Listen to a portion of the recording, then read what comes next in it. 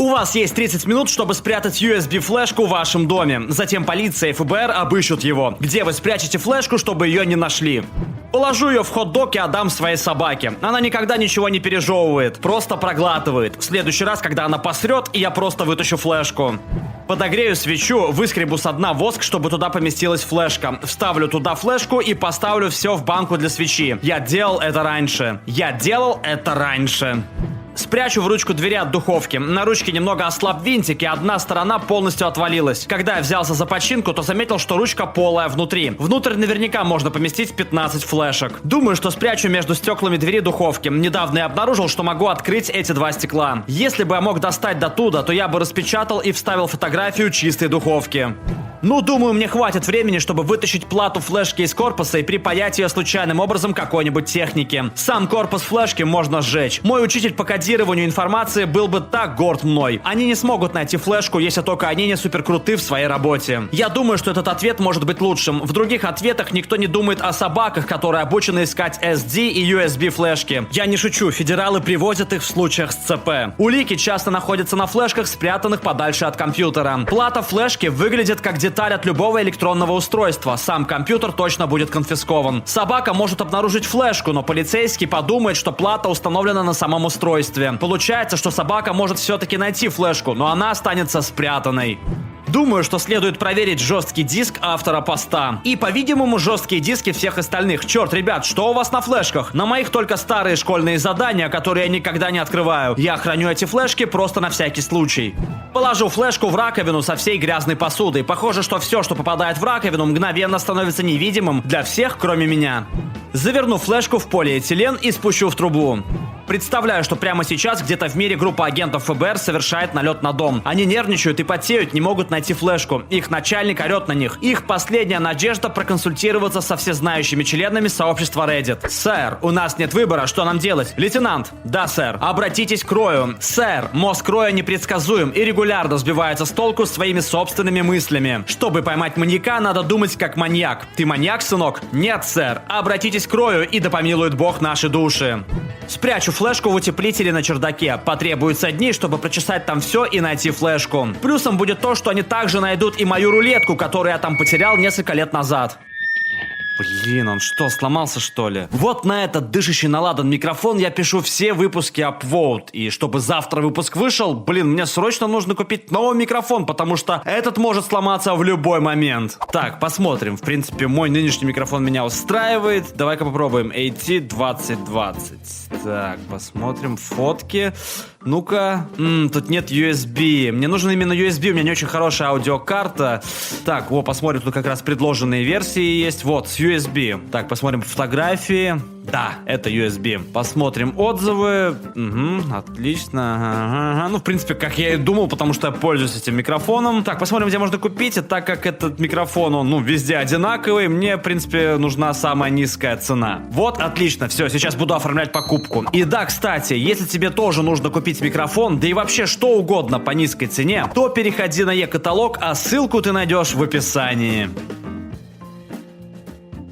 Вытащу плавающую резиновую штуковину из бачка унитаза, вырежу в ней щель снизу и запихну внутрь флешку. Заклею отрезанный кусок суперклеем и поставлю обратно. Туалетный бачок – первое место, которое проверяют полицейские. Если полицейских будет много, то это очень опасно. Они точно притащат металлодетекторы и собак-ищеек.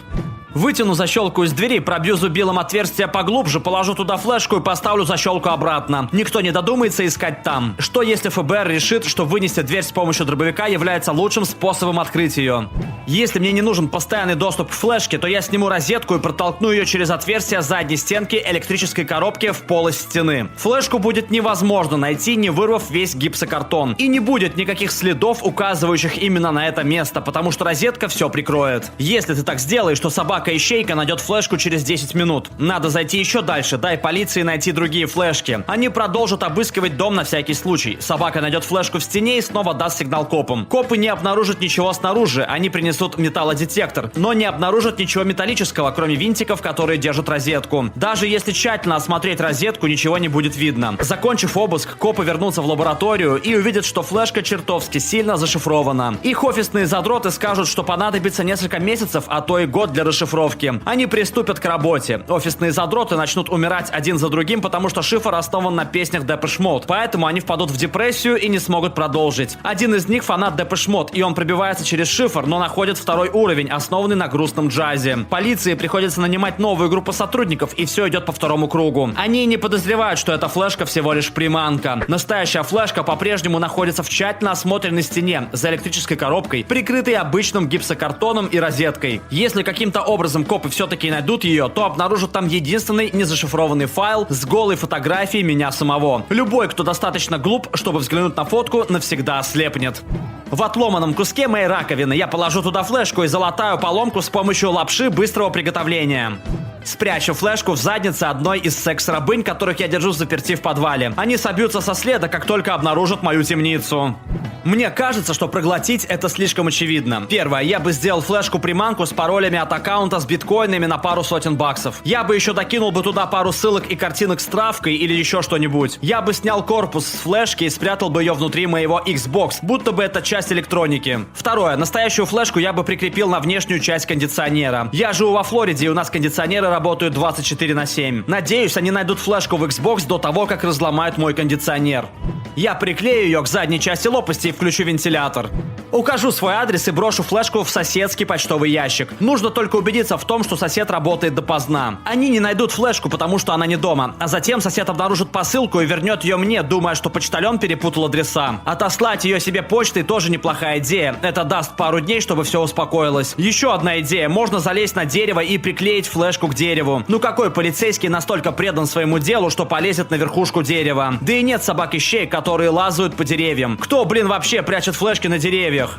Ключевое слово здесь «спрятать», что значит, что флешку я хочу вернуть, а не потерять навсегда. Я сниму ручку двери и брошу флешку внутрь двери. В моем доме я мог бы бросить ее в комнату с электроникой, но она бы потерялась среди остатков Atari, Apple, Mac SE, кабелей начала 70-х, кучи материнских плат 8086 и так далее. Можно еще взять другие флешки и попрятать их по всему дому. Одну в диванных подушках, одну под ковром, одну привязать на веревочку и опустить в вентиляционную трубу. Одну спрятать у себя в жопе и так далее. Пусть найдут поддельные флешки. Настоящую флешку можно прикрепить на дрон, и пусть он летит подальше. А потом ты будешь в ужасе смотреть, как у дрона садится батарея, и он возвращается обратно домой, где куча копов. Под трупом в морозилке. С учетом многих ответов, которые я видел, тебе лучше поместить его в анус трупа в морозилке. Время вышло, прошло почти 2 часа. Итак, автор поста. Они нашли ее? У меня есть история об этом. Видите ли, мой брат еще тот засранец. Однажды его поймали какие-то охотники на педофилов. Знаете таких людей в интернете, которые притворяются несовершеннолетними? Ну, они рассказали о нем полиции. Через пару недель полицейские пришли к нам в дом с ордером на арест и на обыск помещения. Они искали USB-флешки и SD-карты, конфисковали все компьютеры и электронику. Ну так вот, в первую очередь они обыскивают вас. Они делают стандартный обыск, как в аэропортах. То есть похлопывают по всему телу и просят вывернуть карманы. Затем они просят вас показать весь дом. Вы должны присутствовать, чтобы видеть, как они производят обыск. Они просматривают все очень тщательно. Они пролистывают все книги, открывают все коробки от дисков. Осматривают абсолютно все. Они зашли в мою комнату, и мне пришлось просто стоять и смотреть, как эти солдаты роются в моих вещах. Один из них просунул руку под кровать, и клянусь богом, первое, что он вытащил, это был мой пес да фонарь. Он вытащил его и сказал: что это такое, здоровяк? Я сказал: это пес да фонарик. Звучит тупо, но врать полицейскому плохая идея. Он такой: что? Я отвечаю: пес да фонарь. Что такое пес да фонарь? Это силиконовая вагина в корпусе, похожем на ручной фонарь. Он сдержал улыбку, а потом открутил крышку и увидел вагину. Он посмотрел на меня, на фальшивую вагину, снова на меня и сказал: мне придется это обыскать. И он засунул пальцы в фонарь и стал елозить там. Ничего не нашел, вынул пальцы, прикрутил обратно крышечку, поставил на стол, повернулся ко мне и сказал: я оставлю это здесь, здоровяк. Он не знал того, что у фонаря также есть крышка с нижней стороны, которую нельзя трахать. Туда я спрятал пакетик с таблетками. Так что если вы хотите спрятать что-то от копов, будь то флешка или наркотики, то прячьте с ней бабельной стороны пес до фонаря. На дне клетки моего попугая. Как только они подойдут к нему, он, как обычно, взбесится и попытается вырвать их плоть. При этом он будет орать: «Пута! Пута! Пута!» Испанский шлюха. Никто не станет связываться с этим пернатым ублюдком. Мы спасли этого демона, а он, оказывается, запрограммирован на такое поведение. Его предыдущим владельцем была пожилая латиноамериканка, которая больше не могла о нем заботиться после тяжелого падения. Я думаю, что этот пернатый ублюдок напал на Абуэллу, испанский бабушка, и сбросил ее с лестницы. Он постоянно имитирует испуганный женский крик, потом он начинает смеяться. Это очень пугает. Разбейте лампочку так, чтобы в нее можно было положить флешку и приклеить все обратно. Лампочка не будет работать, но вы все равно сможете вкрутить ее обратно. Закрутите лампочку куда-нибудь в подвале или в каморке. Нерабочая лампочка покажется подозрительной. Я бы положил лампочку в пачку новых, еще не использованных лампочек. Прорежьте небольшое отверстие в гипсокартоне над дверью в шкафу. Протолкните флешку через отверстие так, чтобы она вошла внутрь стены над дверью шкафчика. Замажьте отверстие шпатлевкой и выровняйте шпателем. К тому времени, как копы начнут осматривать ваш шкаф, то шпатлевка будет такого же белого цвета, что и стены шкафа. Говорю по делу, по-любому будут собаки, поэтому я возьму 2 флешки. Первую я вставлю в полость в руке или ноге моей любимой фигурки трансформеров. Они найдут ее первой, потому что она недалеко от компьютера. Они не начнут проверять флешку прямо на месте, потому что все данные могут быть стерты. Есть софт, который при подключении стирает с флешки все данные. Так что есть шанс того, что они будут удовлетворены тем, что нашли мои скрытые данные. Меня задержат, будут допрашивать, держать до тех пор, пока они не смогут законно предъявить мне обвинение. Потом они меня отпустят, и им понадобится оформлять новый ордер на повторный обыск. И это займет дольше 30 минут. И это даст мне достаточно времени полностью уничтожить плату на настоящей флешке. Она будет заранее спрятана в стене или еще где-нибудь, явно не рядом с компом. Я уверен, что они не прекратят поиски после того, как найдут первую флешку. Представьте себе, как они обыскивают дом Джареда Фогла, бывший пресс-секретарь сети ресторанов Subway, осужденный за нарушение сексуального характера с несовершеннолетними. Находят одну флешку и говорят: мы взяли его, парни. Они добавят эту флешку к уликам и продолжат обыск. Большое спасибо за просмотр. В комментариях под видео напиши, а как бы ты спрятал флешку. И не забудь посмотреть наши другие ролики. Пока!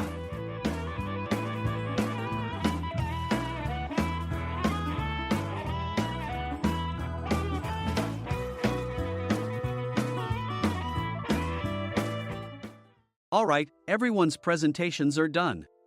Nick, the manager, said as he tried to move the discussion forward. Excuse me, I haven't. I recently found out something. Nick interrupted me and began to speak. There's apparently someone in this department who didn't graduate high school and is just a part-timer. Meetings should be for employees only. Absolutely right.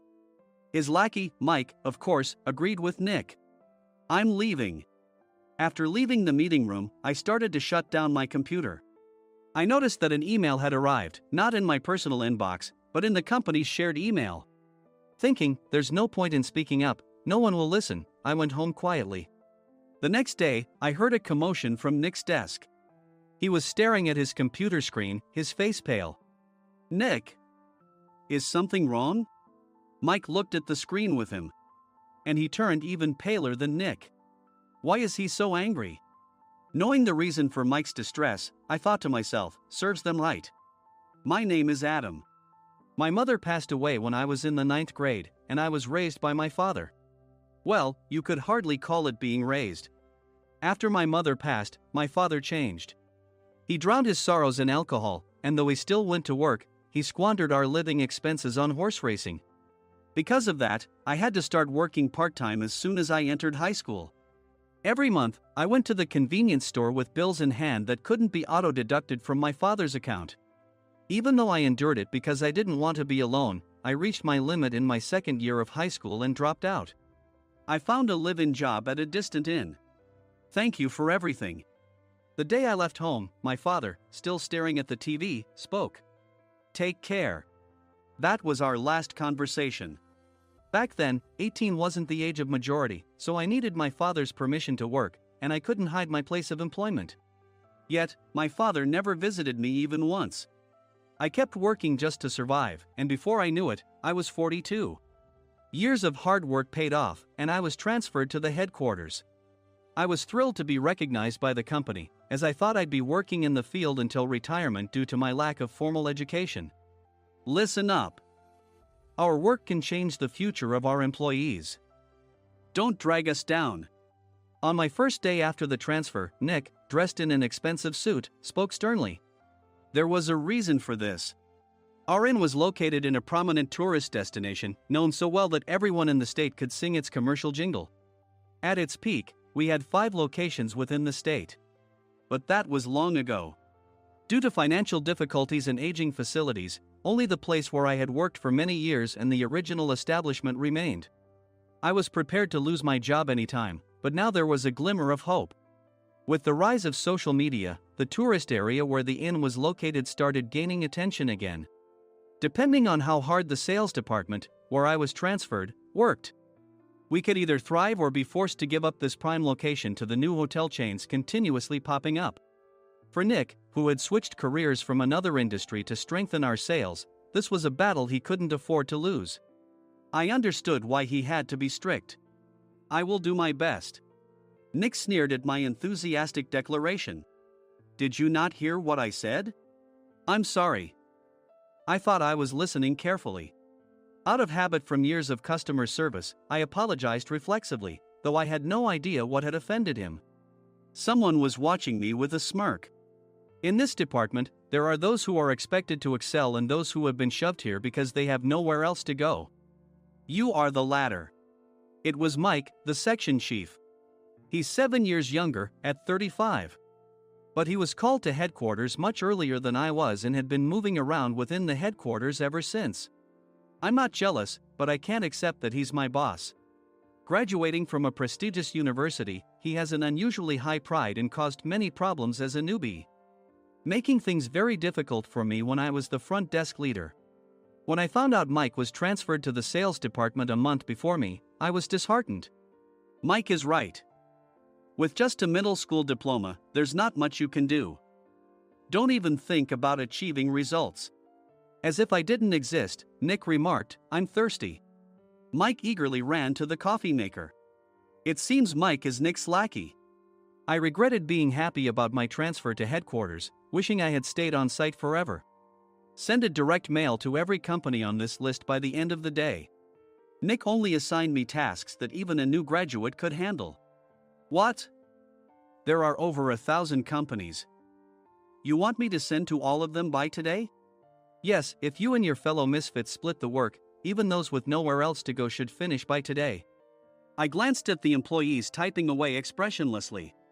They were worn out from customer service, only thinking about leaving on time, or were women reassigned after having children, with zero motivation for work. Even Sam, a new graduate from the same university as Mike, who was supposed to be among the expected achievers, had no enthusiasm for the job, having joined the company wanting to do customer service. "I don't care what they say, I plan to quit anytime," he said. Only Nick and Mike were highly motivated, making all the decisions between the two of them. I originally only wanted to work at the inn to survive and had no particular attachment to this job. I swallowed my words, thinking I had no right to reprimand them. About a month after the transfer, Nick told us with a frustrated look, "To commemorate the 50th anniversary, we've decided to create a plan exclusive for one group per day." Originally, Mike and I were supposed to come up with it, but our president, Mr. Thompson, insists on hearing everyone's opinions. "So, you all get a chance." As Nick explained, Mike began handing out prints.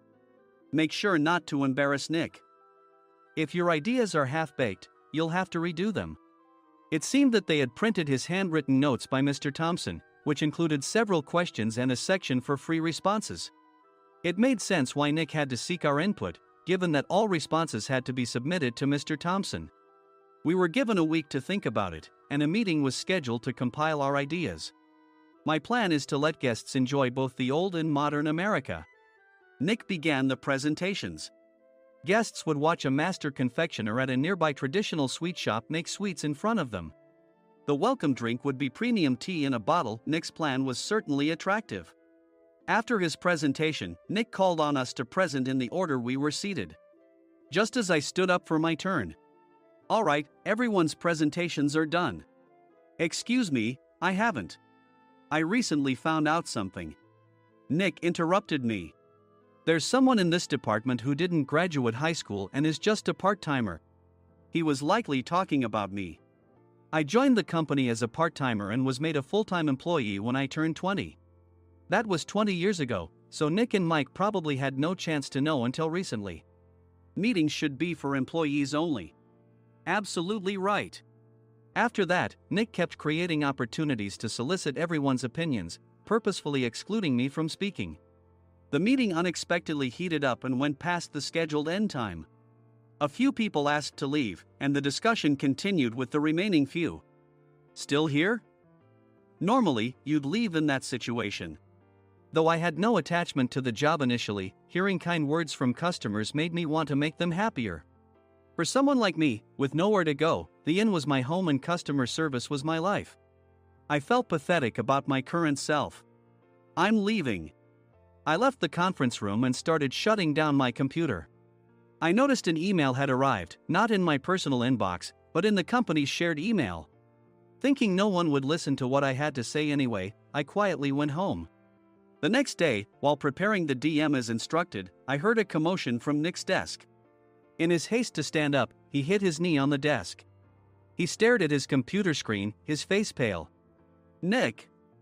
What's wrong?" Mike, thinking he should be the first to rush over, approached Nick while still wearing his coat. He peered at the screen with Nick.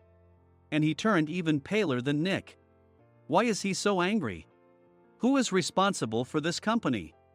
Nick, more irritated than ever, asked, and Mike answered without checking. Probably Sam. Sam wasn't there because he was attending a morning training session for new hires. Nick gave up on getting angry and returned his gaze to the screen. They were looking at an email that arrived right after the end of the working day yesterday. Apparently, no one, including me, had checked it before leaving. The email was from a large company that used us for their annual employee trips. The president and executives of that company also frequently used our services personally.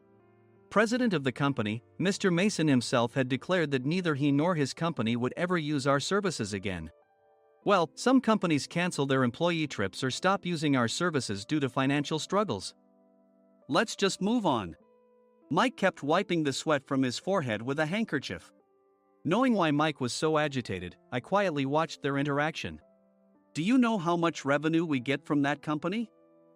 We can find other guests to fill the rooms, but we'll lose the banquet costs, gift shop revenue, rental car fees, and more. Moreover, the gifts were supposed to be prepared by the traditional confectionery shop involved in Nick's proposed plan. If it's known that we incurred such a huge loss at this critical time, Nick's position in the company would be jeopardized. Nick took a deep breath, seemingly trying to calm himself. All right, Mike. Go to New York right now and apologize to Mr. Mason. What? You're coming with me, right? I have urgent work to do. I trust you, which is why I'm entrusting this to you. Please. Mike, believing Nick's sincerity, agreed with a determined look on his face, saying, yes. That's Nick for you. Even if Mike went to apologize, Nick would shift all the blame onto him if the client didn't change their mind. Well, it was Mike's fault to begin with, so it served him right. About 3 hours later, Sam answered a call from somewhere and repeatedly apologized, saying, I'm very sorry. Everyone watched to see what was happening. After ending the call, he informed Nick with a weary tone. When Mike arrived at the client's company, he only made things worse, further infuriating Mr. Mason. He was demanding, get his boss here immediately. It was no wonder Sam was exhausted, dealing with such a call right after returning from training. What is that idiot doing? All right, Adam, you're coming with me. If sacrificing Mike didn't work, then I must be next. Normally, I'd want to refuse at all costs, but I saw an opportunity in this situation. If I can be of assistance, I'd be happy to join you. I obediently followed Nick, and we flew to New York. When we introduced ourselves at the reception, it became clear how serious the situation was, as the receptionist personally escorted us to the president's office. Angry voices leaked through the door, making both Nick and me uneasy. Excuse me. I'm Nick, the supervisor. I understand my subordinate has caused you trouble, and I deeply apologize. Nick, with his experience in the corporate world, knew enough to offer an apology before excuses. However, his customer service skills left much to be desired. I sighed as I saw Mike trembling like a small dog in the corner of the room. What kind of training are you giving your subordinates? Mr. Mason glared at Nick with a red face. The intensity of his gaze made even Nick take a step back. Regrettably, I joined this company only 2 years ago and was unaware of Mike's issues. I should have identified his shortcomings sooner. Indeed. I should have realized sooner. No sensible person would come to apologize and then give a lengthy presentation on the drawbacks of not using their inn. Nick froze, his mouth slightly open. Suspecting the worst, I picked up the documents that had fallen to the floor. It seemed Mike hastily prepared these documents on the plane, listing the disadvantages. Disadvantage 1: if you change the venue for the company trip, employees might suspect it's for cost-cutting reasons, leading to a negative impression. Reading it aloud half-jokingly, Nick snatched the papers from my hand and checked the contents with a furious expression. Among the stack of documents was a receipt from a nearby convenience store's copy machine. I felt a pang of dread, hoping he hadn't shown the receipt as well. What do you think he said when I asked what kind of nerve he had to do this? I'm very sorry. Faced with the dire situation, Nick must have thought there was nothing left to do but apologize. In a voice smaller than I'd ever heard from him, he uttered words of apology. He said, "I'm a Harvard graduate. I don't believe I said anything wrong." Mike! What have you done? Forgetting his plan to pin the blame on Mike, Nick yelled loudly, even in front of Mr. Mason. "I didn't do anything wrong." "You're still saying that? Look at him." Mike pointed at me with a shaking hand. "I was assigned to headquarters in my 20s and now I'm a section chief. This guy only made it to headquarters at 42. Everything I've done proves I was right. So why are we losing the contract?" Having said his piece, Mike collapsed to the floor. "Of course. You were sent there because you had nowhere else to go." Mike never expected to hear such words from someone he looked down upon. He lunged at me, and Nick hurriedly stepped in to stop him. "Mr. Thompson told me Mike is a quick thinker, and to take good care of him." There's no way he was pushed aside. "Don't make things worse here." "He didn't say quick thinker, he said only quick-witted, didn't he?" I don't remember that part." I recalled the many troubles Mike caused when he was a newbie. When Mike was on the front line, his pride was so high that he never apologized to customers. Customer service, especially in our job, doesn't work alone. It brings both good and bad situations. If the front staff or housekeepers made mistakes, or the cleaning company didn't properly clean a room, one had to apologize to the customers regardless of personal fault. Mike, in such situations, would never apologize, insisting he wasn't at fault. This often angered customers, and as the front desk leader, I frequently had to apologize on his behalf. He caused complaints and disrupted operations, which is why he was quickly moved to headquarters. In departments where he didn't interact directly with customers, his quick thinking was beneficial and things went well. But it seemed his flaws were starting to show. Corporate reservations are supposed to be entered into the system by the sales representative. But a quick check yesterday revealed that more than 10 items were missing from the client's reservation. The handover document clearly stated what needed to be prepared. Why didn't you enter it into the system? Why do we have to give them special treatment? Filling rooms near the banquet hall, setting up all the food in advance. Specifying the brand of wine, they're too demanding. No wonder he always angered customers, I thought, feeling a headache coming on. Grouping them in rooms near the banquet hall is for our benefit too. It makes it easier for the staff to set up beds and serve breakfast since everyone's schedule is synchronized. As for the other requests, Mr. Mason suggested them to lighten our load. I didn't know that. Nick finally seemed to realize that Mike was the one who had angered the client. What did you say to them? I just told them we wouldn't give them special treatment anymore. We shouldn't waste effort on things that don't bring in money. I was utterly exasperated at his lack of understanding of customer service. Of course, we shouldn't comply with unreasonable demands. But carrying over successful practices from past stays makes customers feel remembered and enhances their experience. Good memories encourage repeat visits. That's part of our job. I looked down at Mike, who was sitting on the floor. In our job, nothing is a waste. Mr. Thompson likely moved you to the sales department, hoping you'd finally understand this.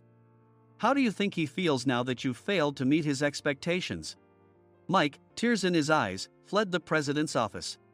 I was amazed he still hadn't apologized. You have it tough, Adam. It's okay, we're all employees of the same company. I deeply apologize for this disrespectful incident. Especially after all the care you've shown us. If it weren't for you, Adam, I really would have stopped staying here. When I heard you were moving to the sales department, I was willing to reconsider if you handled it. Seeing us talk so amicably, Nick's face contorted. Do you two know each other? Adam's service is excellent. I always requested him specifically. Normally, we don't accept specific staff requests, but we made an exception for Mr. Mason, adjusting my shifts accordingly. He had personally stayed at our hotel just before my transfer, and during casual conversation, I mentioned, I'm moving to the sales department soon. If I hadn't told him then, things could have been much worse. Please continue to take care of us. I look forward to it. On the return flight, Nick awkwardly offered me a can of beer. It's still working hours. Of course, I had no intention of forgiving him for a single beer. Nick might try to pin everything on Mike and avoid any consequences. While pondering this, a startling fact came to light. Nick, the tea bottles for the plan have arrived. I handed Nick a bottle labeled with our inn's name. They look good. What are you talking about? These are plastic bottles. I had assumed we would use the trendy, high-end bottling tea. But what arrived were ordinary plastic bottles of tea with customized labels. The only unique aspect was the label, which had the inn's name, making it look customized. Upon further investigation, I discovered that a substantial amount of money was set to be paid to the tea company. It was priced like bottling tea. Does this plastic bottle really cost $100 each? The tea inside is specially blended for us. The extra cost is for that. Wouldn't it be better to use another tea company? Or is there a specific reason we must use this one? As Nick continued to make excuses, I showed him a printed email. I informed the tea company's president, Mr. Mitchell, that we discovered irregular payments and he confessed. He said you two were high school classmates and planned to split the extra money. That idiot. Why did he confess? That's not important. You should worry about yourself, this could turn into a police matter. Opening the bottle cap, I suggested. How about calming down with this tea? It supposedly has a relaxing effect. Nick drank the tea frantically. In the following days, decisions were made about their fates. Mike was reassigned to the General Affairs Department, with no chance of transfer or promotion, as per Mr. Thompson's orders. As for Nick, since the payment to the tea company hadn't yet been made, he narrowly avoided legal trouble. Instead, he was encouraged to leave the company, and to avoid further complications, Nick submitted his resignation. Rumor has it that connections between HR departments have made it difficult for him to find new employment. Even though it was good to have those two gone, something unexpected happened in the sales department. Everyone became motivated and united in refining the 50th anniversary plan. In the end, my plan was adopted. We collaborated with the Tourist Information Center to provide personalized guides. The plan, tailored to the number of guests, was truly special for the 50th anniversary.